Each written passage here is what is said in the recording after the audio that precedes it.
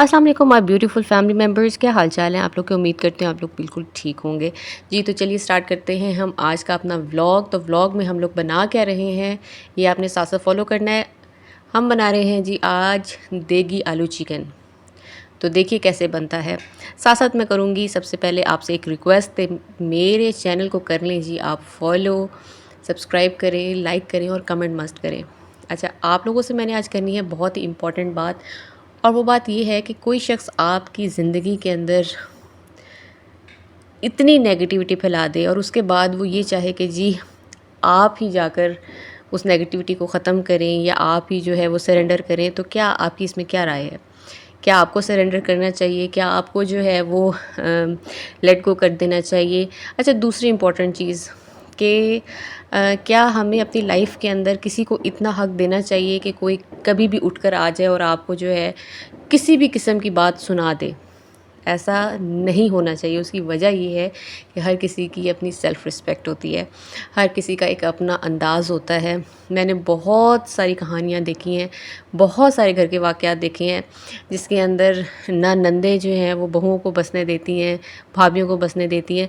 सिर्फ़ उनकी एक गलती की वजह से बहू की ज़िंदगी जो है वो अजीरन हो जाती है। और दूसरी बात, अक्सर सासें जो हैं वो अपनी बेटियों के कहने पर अपनी बहुओं की ज़िंदगी अजीरन कर देती हैं और साथ में अपने बेटे की ज़िंदगी अजीरन कर देती हैं। मैं कहती हूँ इस दुनिया के अंदर आपको लातादाद किस्म की इस तरह की मिसालें मिलेंगी।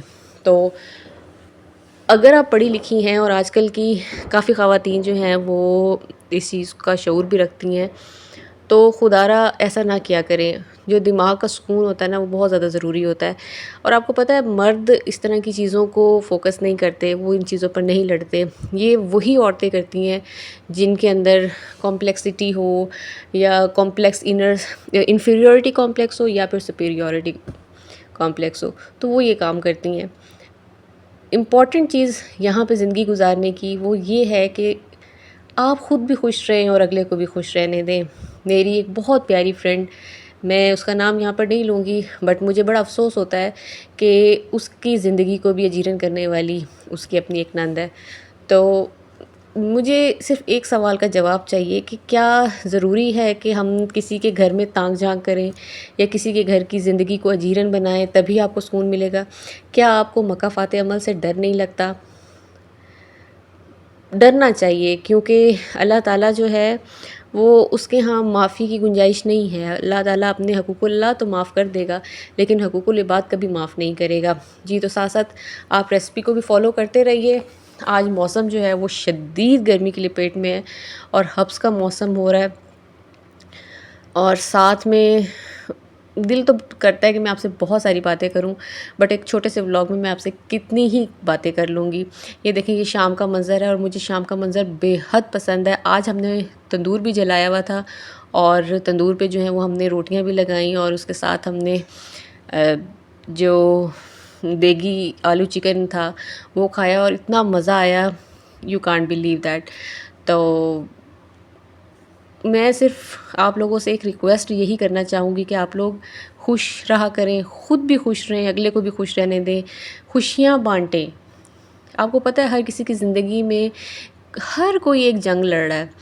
ज़रूरी नहीं होता कि सिर्फ़ आप ही एक जंग लड़ रहे हैं या आपको ही प्रॉब्लम है। हर इंसान, चाहे छोटा है चाहे बड़ा है, जिसको समझ आ गई है वो अपनी ज़िंदगी में एक जंग लड़ रहा है। एक स्टूडेंट है वो अपने मार्क्स के लिए जंग लड़ रहा है, एक यंगस्टर है वो अपनी जॉब के लिए जंग लड़ रहा है, एक मैरिड पर्सन है वो अपनी ज़िंदगी में अपनी शादी को बचाने के लिए जंग लड़ रहा है। तो खुदारा एक दूसरे को तकलीफ़ मत दें।